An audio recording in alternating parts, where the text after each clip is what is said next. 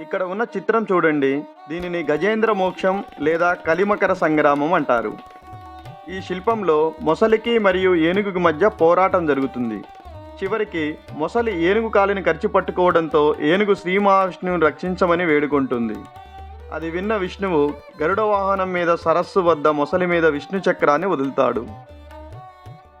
తల తెగిన మొసలి నుండి శాప విమోచనం కలిగి గంధర్వుడు బయటకు వచ్చి విష్ణువుకు నమస్కరిస్తున్నట్లు చెక్కారు. ఏనుగు తన తొండంతో కమలాన్ని పట్టుకున్నట్లు చిత్రీకరించారు.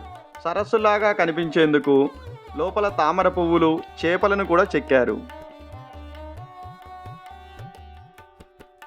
ఇది విషకన్య, పాయిజన్ గర్ల్. రాజుల కాలంలో శత్రువులను నాశనం చేయడానికి వీరిని ఉపయోగించేవారని చెప్తారు. వీరి శరీరం మొత్తం విషంతో నిండి ఉంటుందని చెప్తారు. ఈ ప్రత్యేక వర్ణనలో ఆమె నగ్నంగా విలాసవంతమైన రూపంలో చూపబడింది.